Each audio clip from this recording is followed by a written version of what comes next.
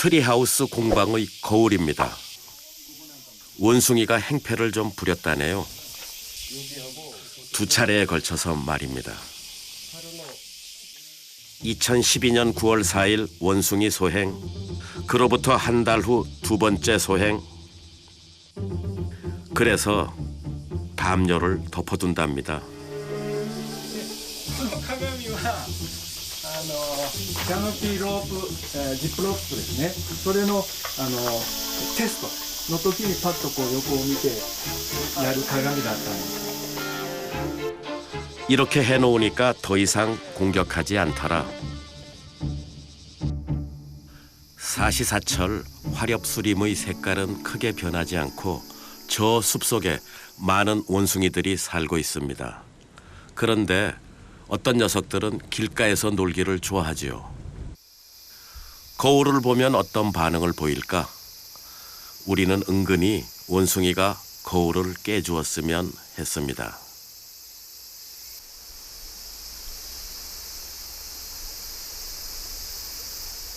취재팀의 희망과는 달리 평정심을 크게 잃지는 않았습니다.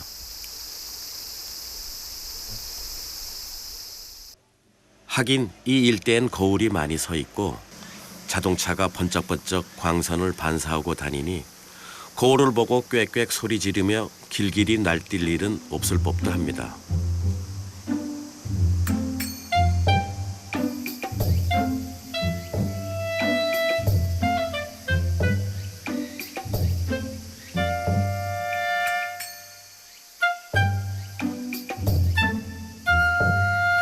엄마, 뒤에 아무것도 없네. 이 일대 폭력배 우두머리. 우리가 원폭이라고 이름 붙인 녀석이 험상궂은 얼굴로 거울 침입자를 제압하려 합니다만 거울 뒤에 숨은 녀석도 없고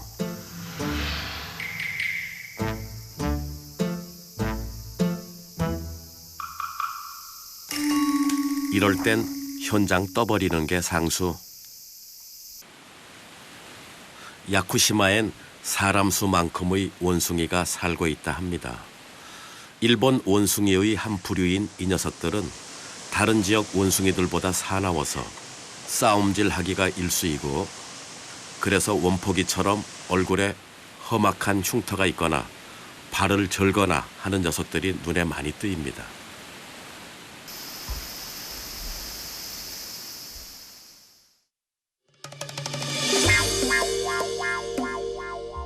이빨 보세요. 하품만 했을 뿐인데 원포기가 인상 쓰면 우리도 무서웠습니다.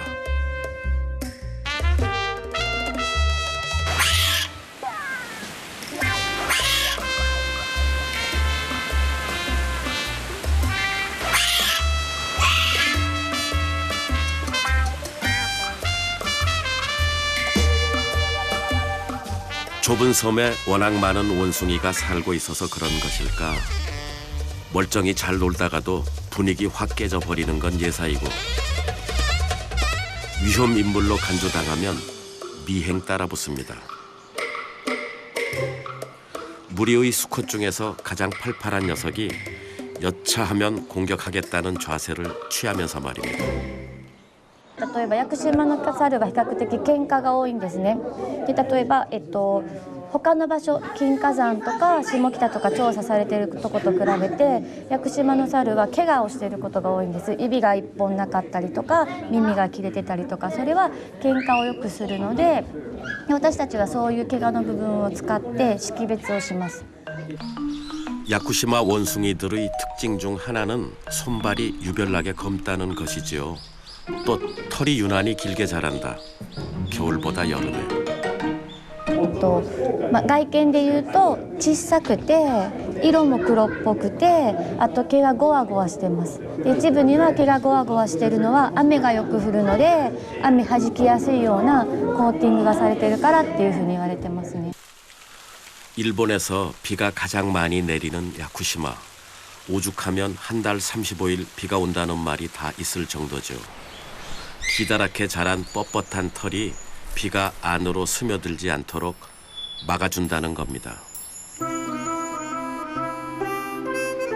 자, 이제부터는 같은 포유류끼리, 그것도 유전자가 거의 비슷한 아주 머나먼 우리 친척들의 먹거리, 주로 뭘 드시며 사는지 알아보도록 하겠습니다. 얼핏 원숭이는 철저한 채식주의자가 아닌가? 나뭇잎이나 열매를 주식으로 삼을 것이다. 그렇게들 생각하실 테죠. 우리 눈에 뜨이는 범위 내에서는 그렇습니다. 잘 보셨겠지만 입이 좀 고급이죠. 생선뼈 바르듯 잎새만 골라 먹습니다. 그러나 열매가 있는 한 야쿠시마 원숭이들은 온통 열매에만 집중합니다.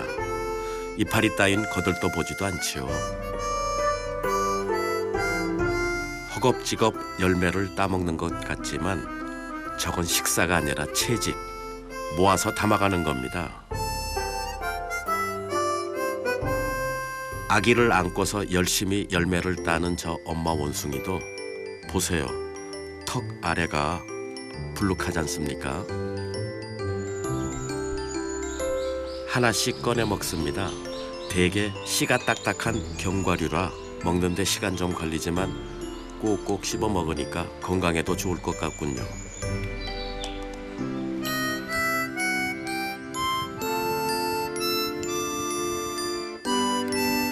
저런 견과류엔 비타민 E가 많이 들어있답니다.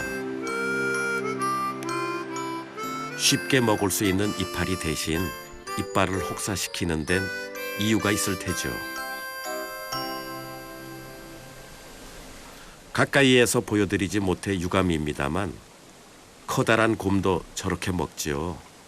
개미를 핥아먹고 있습니다. 조만간에 닥쳐올 인류의 식량난.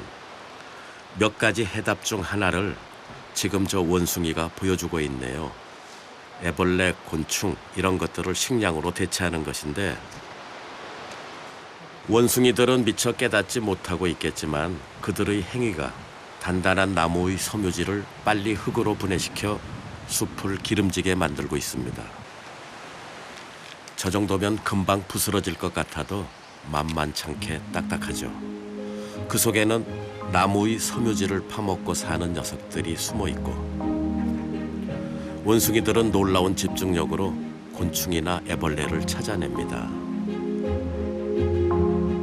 동물성 단백질과 키틴, 키토산을 공급해주는 맛있는 식재료 곤충.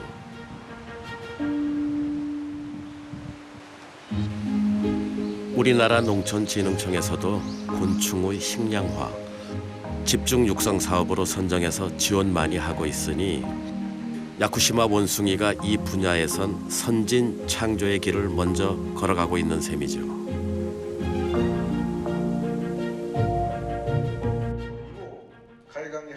일본에서 원숭이 하면 교토대학교. 교토대학은 일본 원숭이 가운데서도 야쿠시마 원숭이 관찰에 많은 시간을 할애하고 있습니다. 야쿠시마 학회 설립 총회가 있던 날 취재팀은 원숭이 관련 부스에서 대단한 횡재를 하게 되었는데 야쿠시마 원숭이는 이렇게 살고 있어 친절하게 설명해주는 바로 이분. 아이의 호기심을 한껏 자극시킵니다. 사와다 씨는 1년에도 몇 달씩 서부 임도의 원숭이들과 함께 생활하다시피 바짝 붙어서 관찰하고 그 내용을 동영상에 담고 있습니다. 이 섬의 가이드들도 몇 년에 한 번 볼까 말까한 진귀한 모습. 사와다 씨가 최근에 가장 관심을 갖고 연구하는 부분은 버섯.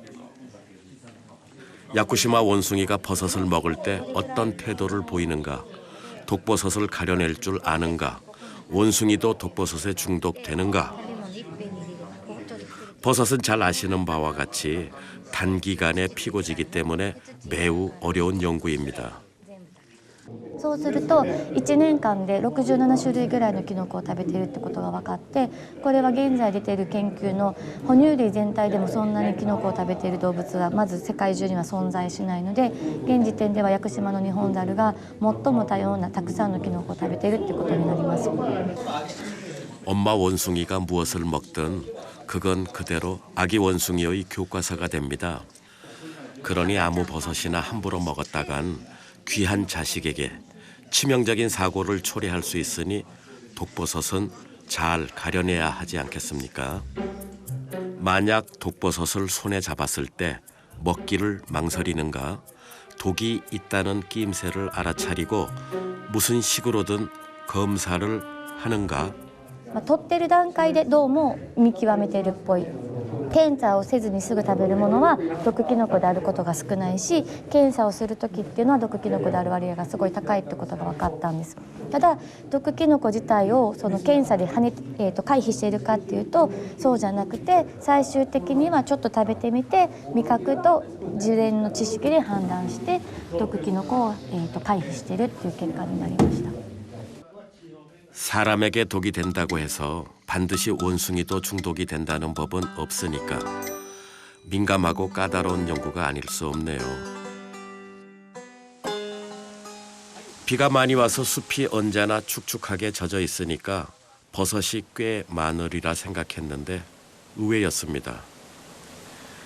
대가 길쭉하고 삿갓이 떡 벌어진 버섯은 아예 눈에 띄지도 않았고 새끼손가락 크기도 안 되는, 식용할 수는 있어도 크기가 너무 작아서 원숭이나 사슴이 거들떠보지 않는 버섯들만 보였지요. 대형 버섯이라고는 나무에 붙어있는, 너무 딱딱해서 원숭이 이빨도 어찌해볼 도리 없는 버섯들은 많았습니다. 먹을 수는 없어도 걸터 앉을 수는 있나 봅니다. 저런 이름이 붙은 걸 보면. 야쿠시마 취재 1년, 원숭이 빼고 나면 제주도와 닮은 점 너무 많습니다. 제주도에서 많이 자라고 있는 버섯이죠. 최근에야 제주도에서 발견된 신종 버섯, 주홍술잔 버섯이란 학명이 붙었지요.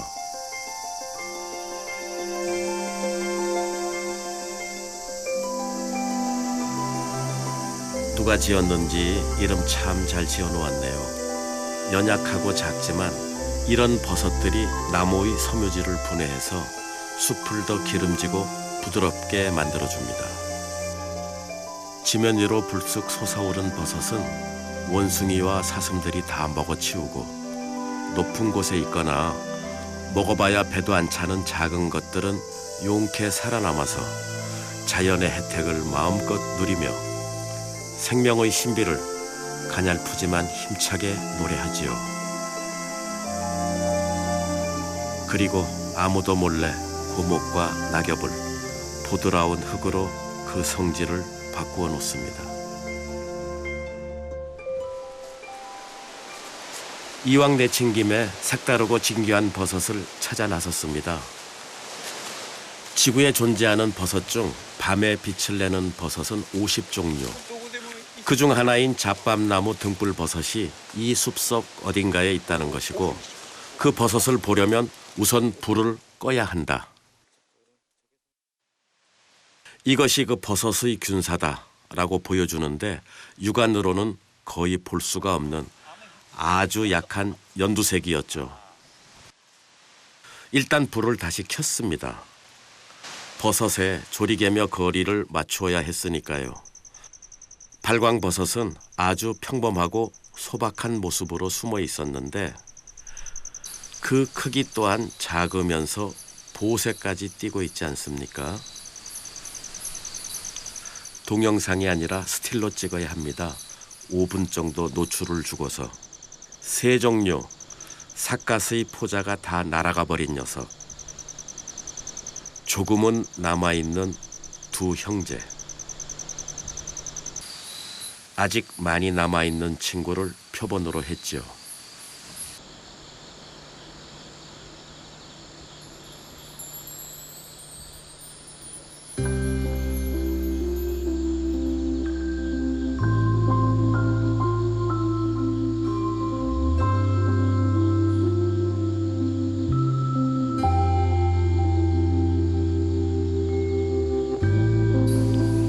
저 버섯은 대낮에도 발광합니다. 단지 우리 인간의 눈이 그걸 못 느끼는 것이죠. 그럼 무엇이 저 버섯을 빛나게 하는가? 보통 생물이 빛을 낼 때 쓰는 그 물질을 우리가 루시페린이라고 얘기를 하고 있습니다. 근데 루시페린이라는 물질은 자연계에서 루시페레이스라는 효소를 이용을 해서 산화할 때 빛을 내게 되는데, 우리들 눈에는 그 빛의 이제 색깔이 노란색이나 초록색으로 보이는 겁니다. 우리나라에선 지금까지 단 한 종류 화경버섯만 발광버섯으로 보고되고 있죠. 일본은 9종류나 있답니다. 버섯의 발광 현상은 촬영하기 어려웠지만 여러분, 반딧불은 어렵지 않게 볼 수 있지 않습니까? 버섯이나 이 녀석 발광하는 원리는 똑같다고 합니다. 짝짓기나 그다음에 의사소통, 그리고 생존에 필요해서 이제 빛을 내게 되는데, 애주름 버섯이나 화경버섯 같은 종류가 밤에 빛을 낼 때는 우리 눈에는 보이지 않지만 아주 작은 곤충들을 유인을 해서 곤충들 몸에다가 포자를 묻혀가지고 더 멀리 씨앗을 퍼뜨리기 위한 그런 그 생존 본능에서 나온 원리가 아닐까라고 생각을 합니다. 다시 커다란 짐승들 이야기로 돌아갑니다. 큰 숫사슴이 등장하는데 원숭이들을 괴롭히고 있네요. 얼른 나무에 올라가라고. 나 지금 배고프단 말이야. 알았어, 알았다고. 나도 막 올라가려던 참이었어. 원숭이가 사슴 생각해서 나뭇잎을 떨구어 주는 걸까? 천만의 말씀. 열매가 매달리지 않은 계절엔 원숭이도 나뭇잎 위주의 식사를 할 수밖에 없는데 사슴은 열매보다 잎을 더 좋아하죠. 야쿠시마 원숭이들은 입이 좀 사치스러워서 싱싱하고 부드럽지 않은 잎새는 밑으로 집어던지고 말지요. 그야말로 사슴에겐 이게 웬 떡이냐. 이 섬에서는 숫사슴끼리 왕자 다툼을 하는 게 아니라 암컷들이 티격태격 몸싸움을 벌입니다. 임신 기간이 되면 그 싸움이 더 잦아지고 강도 역시 더 치열해진다고 하네요.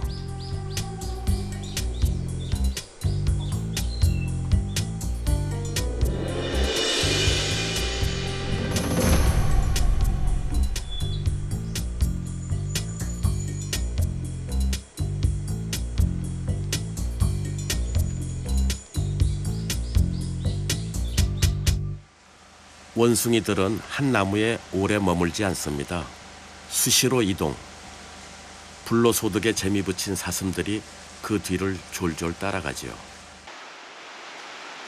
아주 작은 나달이라도 열매가 매달려 있다면 원숭이는 잎새 대신 열매를 먹습니다. 아래에서 기다리고 있으면 건져가는 게 쏠쏠하지요. 원숭이는 머리가 좋다 그렇게들 말하지만 야쿠시마에선 사슴이 더 영리하다고 말하는 사람들 많이 봤습니다. 높은 곳에 있는 잎사귀를 원숭이 시켜서 따먹고 있으니 사슴 머리가 더 영악하다, 사슴의 진화가 놀랍다, 이런 말씀들을 하시더란 것이죠.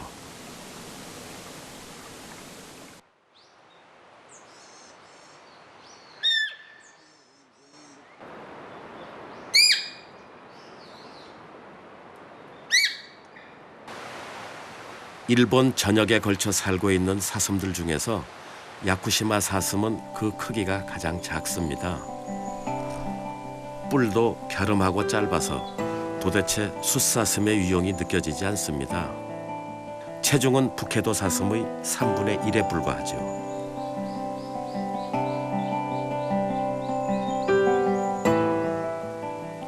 야쿠시마 숫사슴은 체격이 날렵해야 합니다.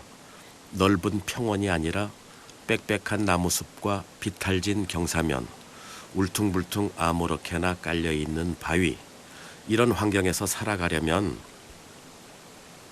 몸통이 커서는 불편하고 기다란 뿔은 더더욱 사는데 도움이 안 될 테지요.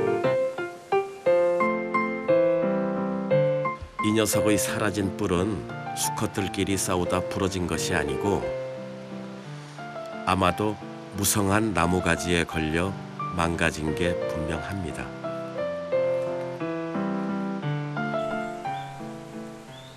원숭이 뒤를 따라다니지 않는 독립적인 사슴들은 아마도 이끼가 주식이 아닌가 싶을 정도로 이끼 뜯어먹는 모습이 자주 목격되었습니다. 야쿠시마는 이끼의 왕국, 무려 600종류 이상이 온 섬을 뒤덮고 있지요.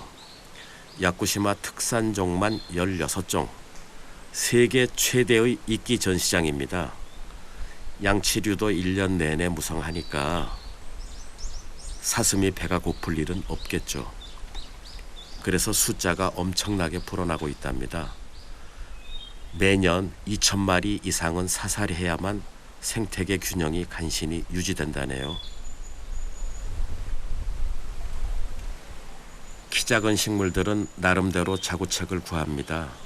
네, 가시로 잎을 지키는 사막에서 낙타에 맞서 싸우는 식물들의 전략이 이곳에서도 그대로 적용되고 있는 것이지요.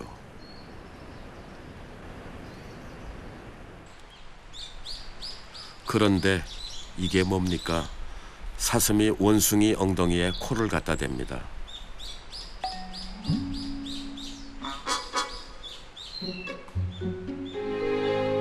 원숭이가 응가를 하면 사슴이 달려와 낼름낼름 맛있게 먹어치우는 것이었습니다.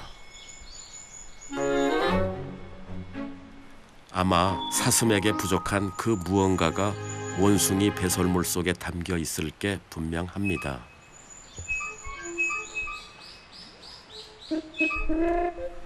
그런 추측을 해보면서 흥미롭게 관찰했죠.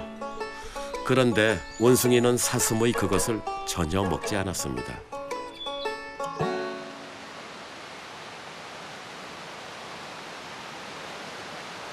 이렇게 편안하고 달콤한 잠, 언제가 마지막이셨습니까?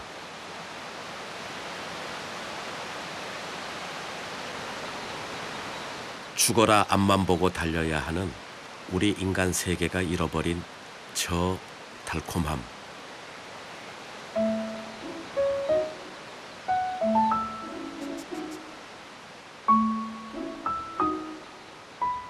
이 친구는 여기가 더 편한가 봅니다. 여기란 나뭇가지 위 임시 침대. 뒹굴뒹굴. 시간도 공간도 다 잊어버린 저 안락함. 먹는 거 말고 원숭이 세계에서 가장 중요한 일, 이잡기입니다. 털을 고르고 이를 잡고 집단 생활을 하는 영장류는 불필요할 정도로 긴 시간을 날마다 서로 이잡기에 활용합니다. 더 이상 잡을 이가 없어도 이잡기는 계속되지요. 느낌을 공유하고 협력 관계를 만들어내는 매우 생산적인 놀이입니다. 이잡기 놀이는 연중 쉴 새 없이 계속됩니다만 가을철이 되면 또 다른 스킨십. 짝짓기철이 돌아온 것인데 저 모습은 짝짓기 행위가 아니라 단순한 애정 표현입니다.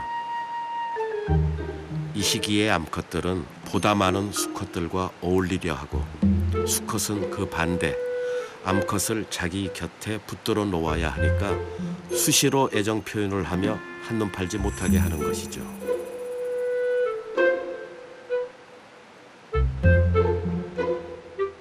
사춘기에 접어든 녀석들이 엄마 아빠 흉내를 내보려 하는데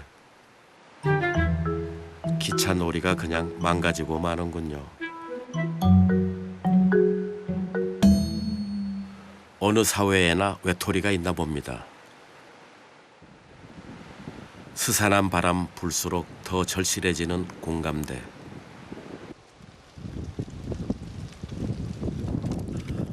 떨고 있는 한 마리 원숭이의 고독한 모습이 왠지 남의 일 같지 않네요.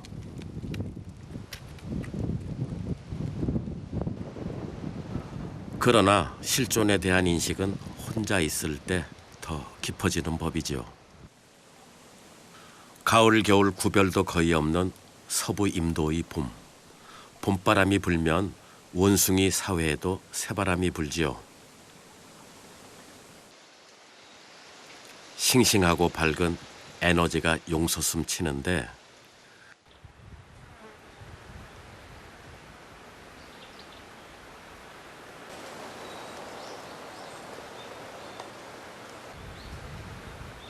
신생 원숭이들이 고개를 빠끔. 눈에 띄는 모든 게 신기하겠죠.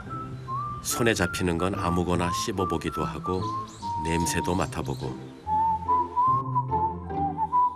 빳빳하고 기다란 엄마의 털을 꽉 붙잡고만 있으면 찾길 건너는 연습 따위 아무것도 안 되고.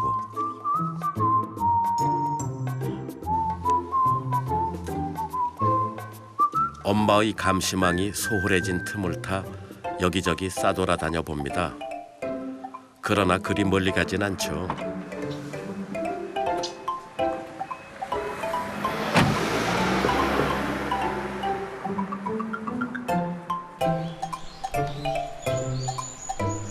이웃집 친구에게 마시를 가기도 합니다. 친구 엄마 다정히 대해주는 척하면서도 머리 쓰다듬어주는 손길에서 넌 우리 아들만 못해 그런 느낌을 강하게 받습니다.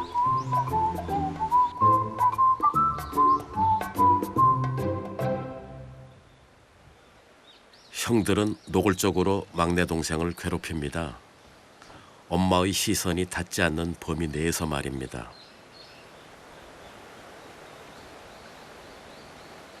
얼른 엄마 머리 만져주는 형이 미워도 어떻게 하겠습니까?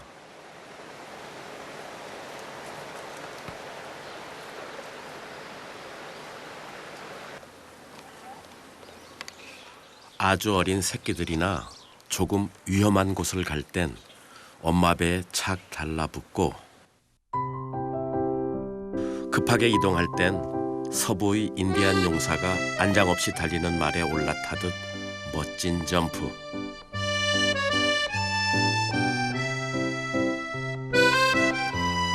저 나이에 사람의 아이는 얼마나 연약합니까?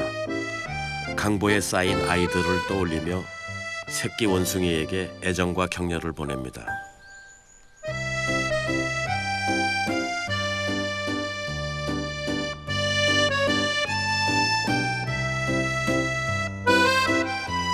하이에나도 펭귄도 원숭이도 이 세상 모든 어미들은 자식을 사랑합니다. 아버지가 떠나가 버리거나 말거나 변함없는 모정.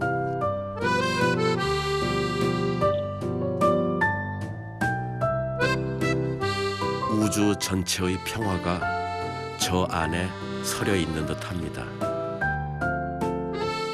どこの猿もそうでしょうけど、屋久島の猿は結構親子の絆が強くて、子供の猿が死んでも1週間10日骨になるぐらいまでずっと抱えて離さないですね。それはすごい絆だと思いますね。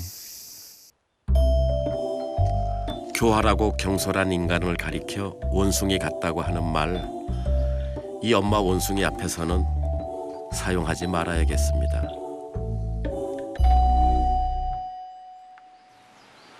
암컷 원숭이는 2, 3년에 한 번 한 마리의 새끼를 낳습니다. 낙엽 한 장 입에 물고 나무 타기 연습하는 저 녀석. 문학성이 뛰어나 보입니다만 그건 그냥 인간의 눈으로 봐서 그렇겠죠. 좋을 때다 신나게 놀면서 아빠가 어떤 포유동물인지 아빠의 권위는 어디서 솟아나는지 요모조모 잘 살펴보고 다른 집 아이들과의 관계는 어떻게 유지해야 좋을지 나라는 원숭이는 어떻게 자라야 더 원숭이답게 더 원숭이의 본질에 충실해질 수 있을 것인지 그 모든 것을 배우는 이동교실이 바로 엄마의 등이고 엄마는 선생님이죠. 엄마는 전 과목을 다 가르칩니다. 땅보다 더 소중한 나무 위에서의 생활.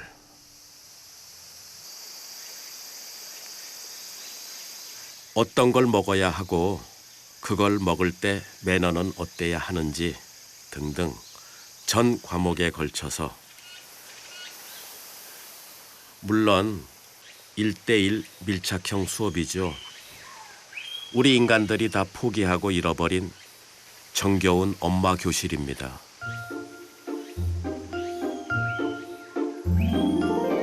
때가 되면 홀로서기.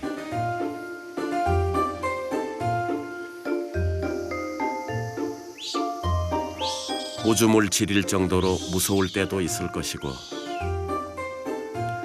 자신감이 슬며시 솟구쳐서 이젠 엄마 곁을 떠나볼까 건방진 생각을 할 때도 있을 겁니다.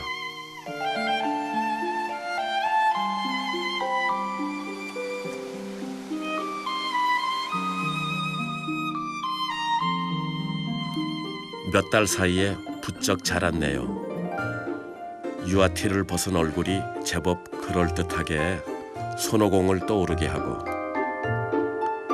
자, 어린 원숭이들과 작별해야 할 시간. 숲의 정령들과 함께 편안히 즐겁게 안녕히 계시라.